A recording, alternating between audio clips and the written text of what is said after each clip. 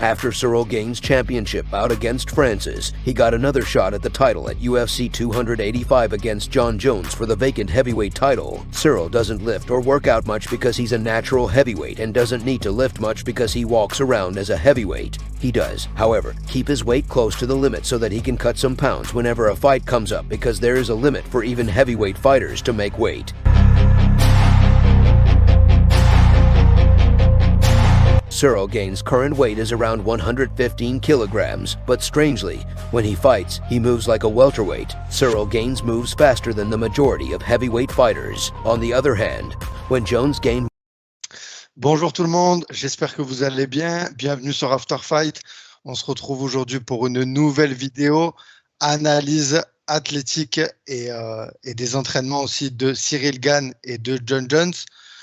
Pour parler préparation physique, j'ai fait appel à un préparateur physique, Nabil Takali. Nabil, comment ça va? Bah ça va tranquille et toi, en forme? Ça va nickel. Les amis, si vous ne connaissez pas Nabil Takali, c'est un préparateur physique. Je l'ai interviewé déjà, donc n'hésitez pas à regarder en description. Il y a son interview que j'ai réalisée avec lui. Il prépare de nombreux athlètes, pour citer qu'un seul, on va dire, Baysangour Shamsudinov et plein d'autres.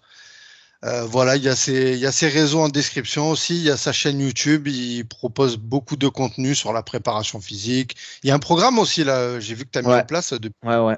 Un programme pour les combattants, grappling, no-gi et gi, boxe pied-point avec boxe anglaise et MMA. Et voilà, c'est un programme avec 2 à 3 séances par semaine, un suivi via Discord avec nutrition, perte de poids, cutting, etc. Voilà, pour les combattants qui veulent se lancer en préparation physique. Donc, vous avez tous ces renseignements en description. N'hésitez pas à aller le contacter sur ses réseaux.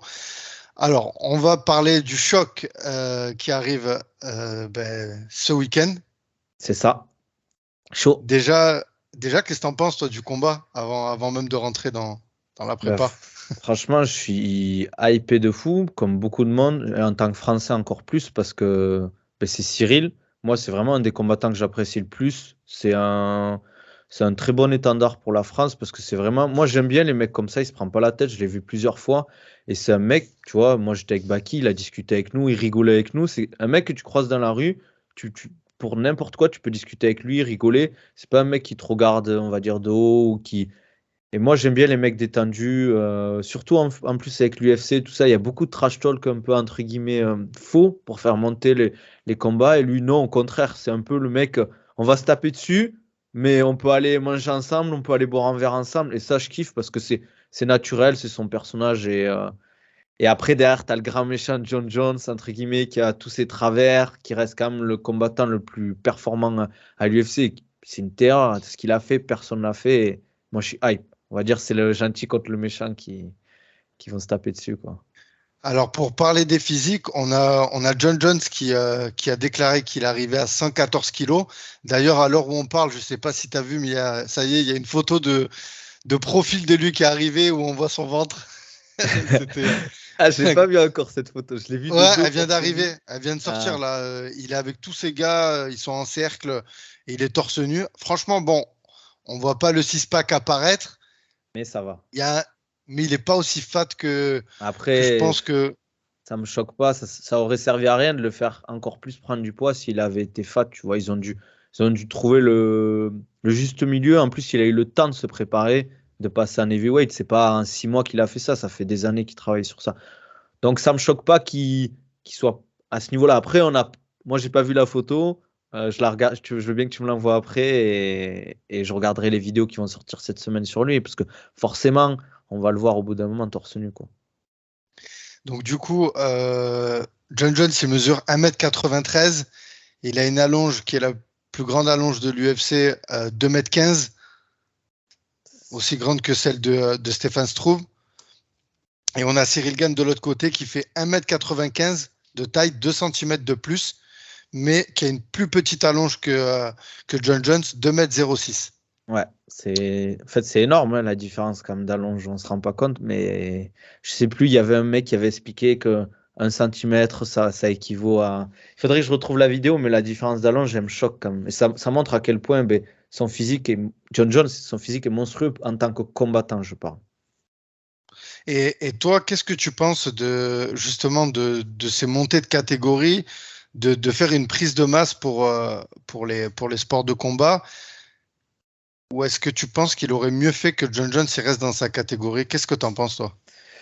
Je pense que c'est c'est la montée la plus difficile quand tu veux être performant et avoir un rapport poids-puissance intéressant. Parce que de passer de 93 aux alentours de 115 kilos, c'est énorme, on ne se rend pas compte. Après, de base, hors combat, il doit faire dans les plus de 100 kilos, mais c'est quand même rajouter 10 kilos, voire plus, entre guillemets, de masse musculaire, de poids, c'est pas anodin pour un combattant. Pour moi, c'est la plus dure des montées. Lui, il le voulait pour le challenge. Je pense que c'est bien, entre guillemets, pour l'aventure, pour son histoire, etc., de montrer qu'il peut choper cette ceinture en heavyweight.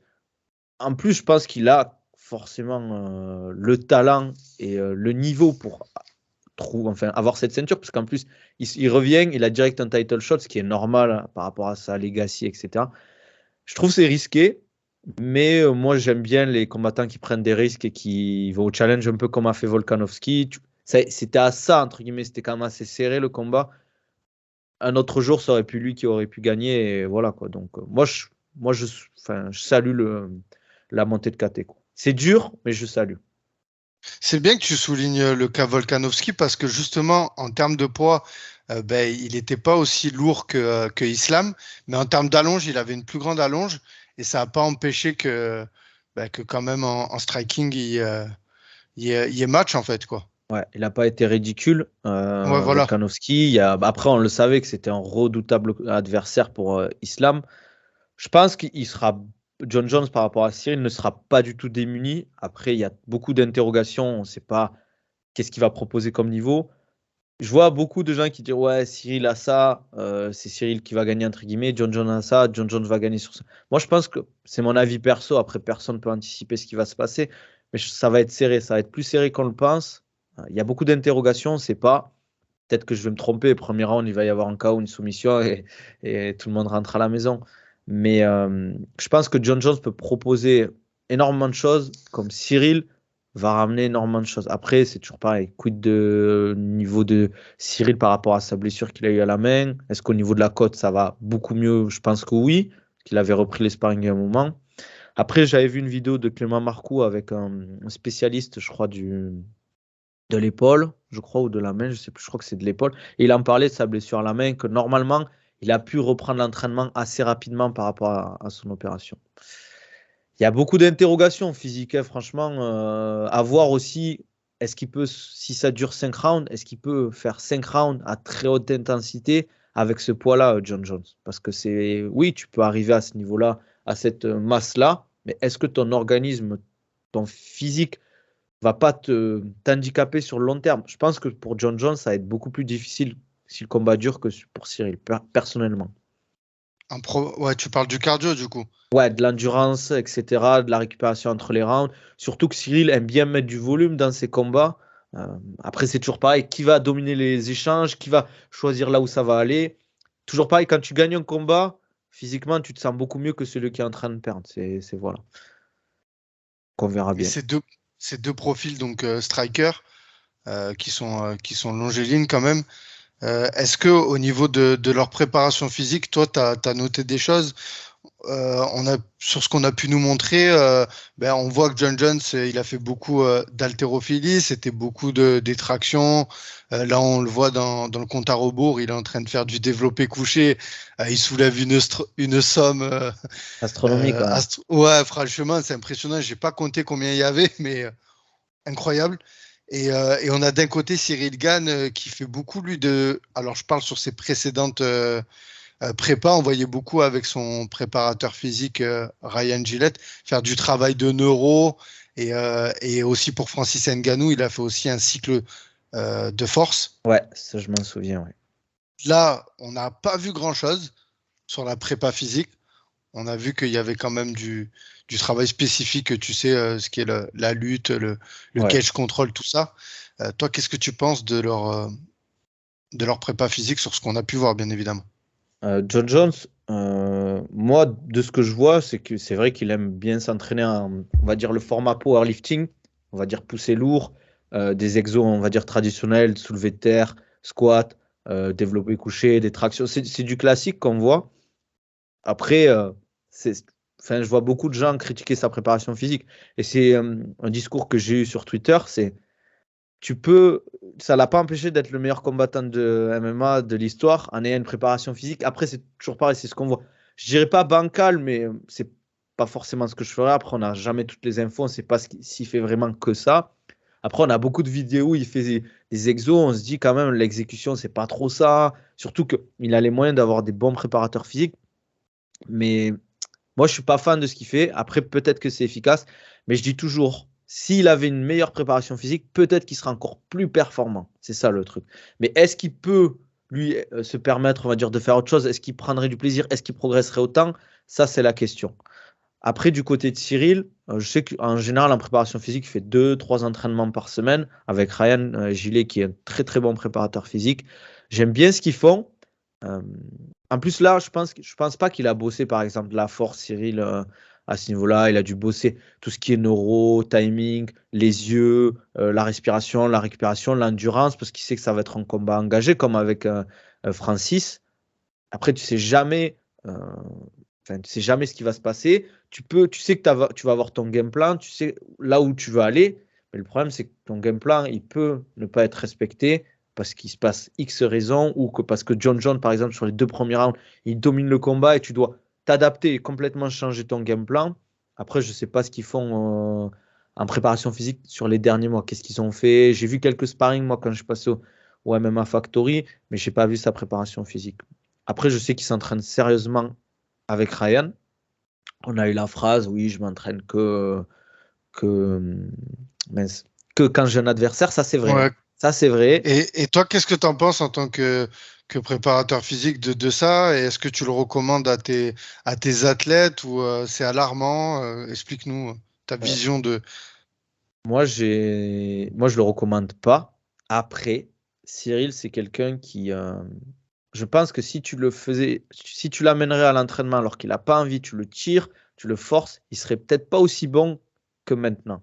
Parce qu'en fait, si tu n'es pas impliqué dans ton entraînement, je vais pas dire que ça sert à rien d'y aller, mais tu vas perdre du temps, de l'énergie, et sur le long terme, ça te frustre. Je vois beaucoup de gens critiquer Cyril, ouais, il est pas sérieux, il prend pas au sérieux le combat. Mais il faut se mettre à la place des combattants, et c'est énormément de sacrifices, énormément de temps, d'énergie, il y a les blessures. Je peux te dire que quand tu as la main, moi que j'ai une blessure à la mâchoire, ça fait très mal. Et tu reprends l'entraînement, tu as envie d'y aller doucement, tu vas pas te blesser. C'est un sport de combat, faut pas l'oublier. Peut-être qu'il serait meilleur s'il s'entraînait plus et qu'il s'entraînerait plus sérieusement, mais peut-être qu'il serait moins bon aussi parce que il n'y mettrait pas du sien. Et c'est comme un enfant, tu le forces à faire quelque chose, il va pas s'impliquer, et il va pas autant être bon que s'il y prend du plaisir. Moi, je sais pas si tu as des enfants, tu vas pas les forcer à faire une activité physique s'ils aiment pas ça. Tu vas plutôt essayer de leur faire tester plein de choses. Et s'ils kiffent, eh ben vas-y, fonce, amuse-toi et prends du plaisir. Ça reste un sport, c'est sûr que c'est de la performance. Faut faire des fois des efforts. Il fait des efforts, Cyril. Mais je me dis, ça sert à rien de forcer s'il veut pas, quoi. Surtout qu'il est grand, hein, ses coachs, ils vont pas le prendre, venir l'amener, le poser, allez, tu t'entraînes, quoi. Donc voilà, ça c'est mon avis perso. Après, pour le commun de mortel, je recommande pas. Mais c'est Cyril. Oh, ok. Et toi, pour toi, quels sont les avantages physiques que John Jones il a comparé à Cyril et l'inverse en fait? Ben, S'il y en a qui te fait, viennent en tête. c'est la taille de ses bras déjà. Ça, c'est super impressionnant. Sa façon de combattre, en fait, lui permet, entre guillemets, de faire des combats longs. Parce qu'il a un peu un rythme bizarre, il casse des rythmes, il t'endort un peu. C'est pas un mec qui, pendant 5 rounds, va envoyer la sauce. Il lutte, bien sûr, il fait du striking, il fait du grappling. Mais c'est un mec qui va peut-être, pendant, on va dire, la moitié d'un round, un peu t'endormir, faire quelques trucs, quelques attaques.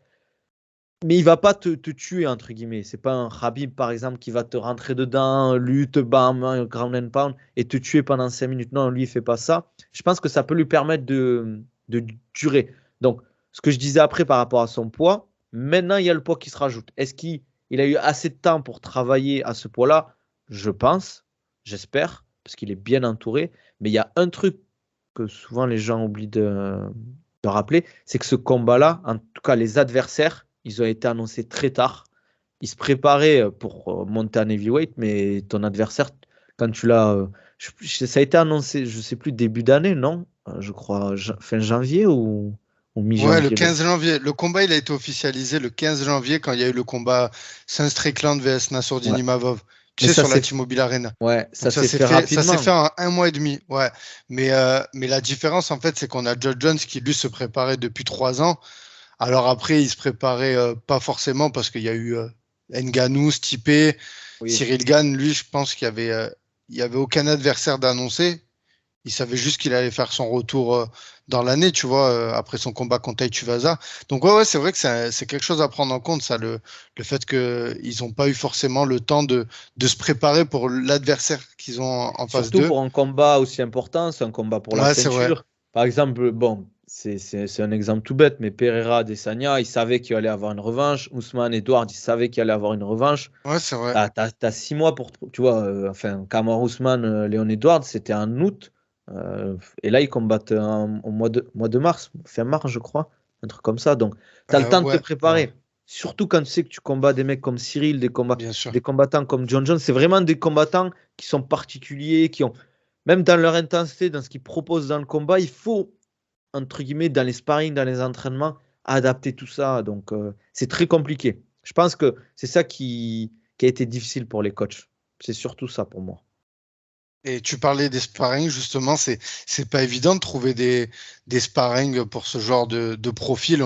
Quand on passe à John Jones, je veux dire des profils comme John Jones qui bougent, qui ont aussi cet arsenal technique. Pareil pour Cyril Gane, je veux dire des combattants, on l'a dit, qui font 115 kilos et qui font Et qui presque 2 bougent comme mètres. lui. Ouais, c'est pas évident. Donc, Mais c'est surtout avec le temps que tu as, en fait. Ça a été annoncé, comme tu as dit, le 15 janvier. Tu sais que tu combats début mars. Ça veut dire que tu as 1 mois et demi de préparation. Il faut que tu trouves d'abord les sparring partners, que tu les amènes dans ta salle, que tu leur expliques comment tu veux bosser, etc. Déjà, là, tu as un temps limité, donc c'est compliqué. Franchement, les coachs, ils ont dû un peu se tirer les cheveux, mais on verra bien comment ça se passe, hein. C'est samedi soir et il me tarde d'y être, quoi. et, et deux petites questions. S'il doit y avoir un chaos, tu penses que ça sera de quel côté? Je pense que ce sera de Cyril parce que c'est lui qui a la puissance, c'est lui qui a la force. Après, ça peut arriver du côté de John Jones, mais je vois plus Cyril mettre un KO que John Jones. Après, John Jones, il a le talent pour le mettre, mais Cyril, quand même, il a la puissance c'est lui qui va imposer son physique, entre guillemets. John Jones, je le vois plus travailler avec sa technique, son expérience, tout son niveau, tout son background, sa caisse à outils, pardon.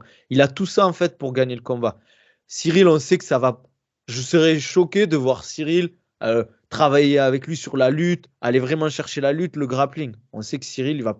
Après, je peux me tromper, mais je pense qu'il va beaucoup plus striker Cyril à ce niveau-là. Donc, il a plus de chances de trouver le KO, etc. Après, Cyril, c'est pas un mec qui met beaucoup de KO, hein. Une soumission? Ah, soumission, je vois John Jones, clairement. Après, Ouais. s'il arrive à caler une soumission, c'est parce qu'il aura travaillé dessus, en fait. Il aura vraiment travaillé sur sa lutte, qu'il aura préparé ça au niveau. Je parle à l'instant T, parce que c'est aussi ça, la force de John Jones, qu'il a en fight IQ.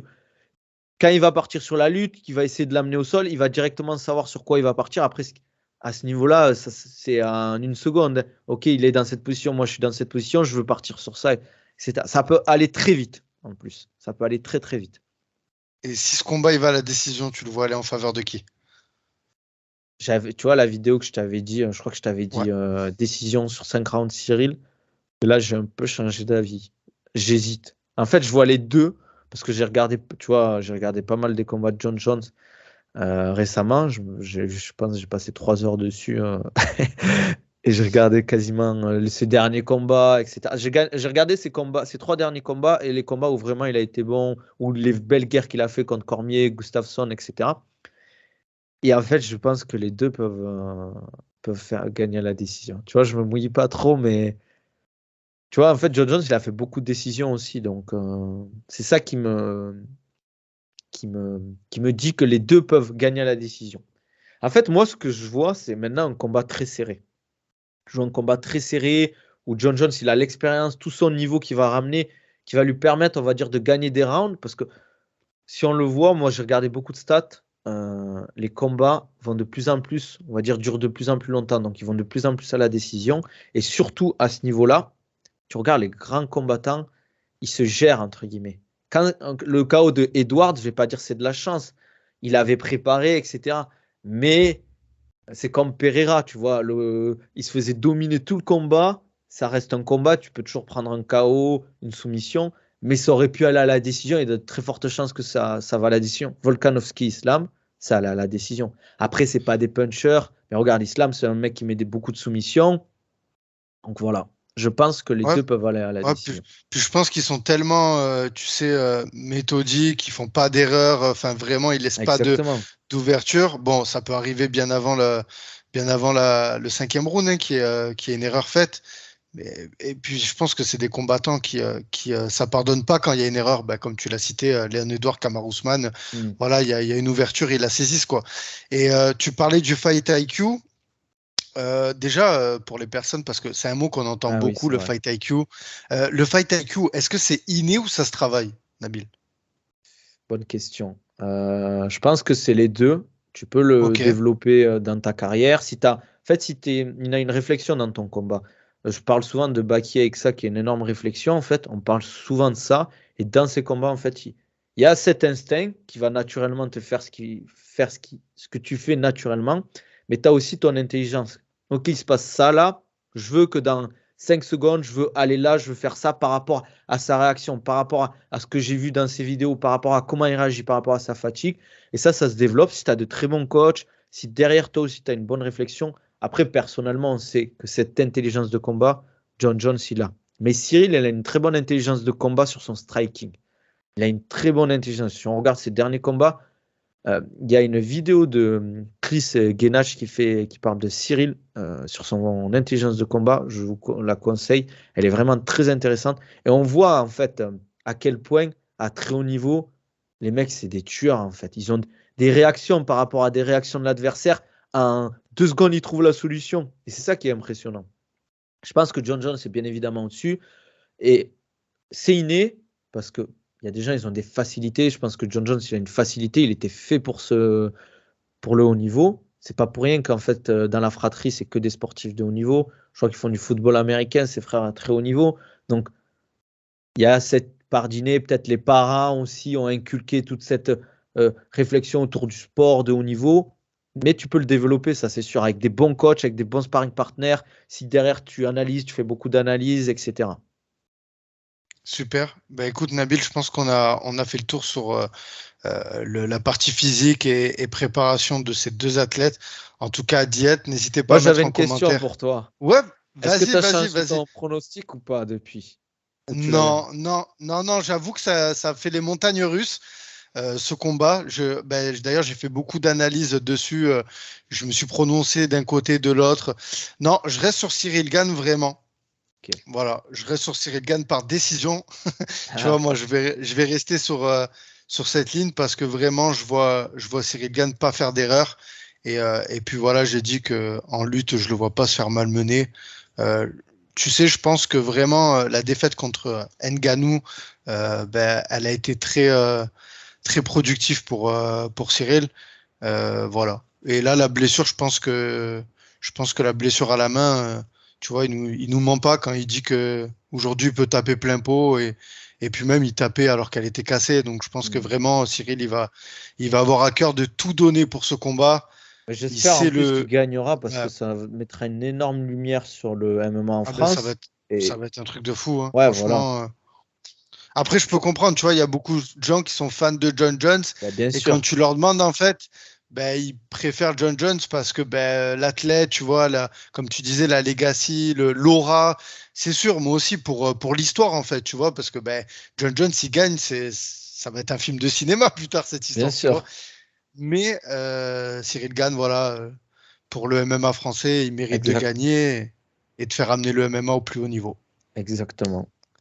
Bon. Est-ce que tu as quelque chose à rajouter? Non, franchement, hâte d'y être. Tu vois, d'habitude, je regarde pas les combats. Ouais, ce que j'allais te demander, tu vas le regarder.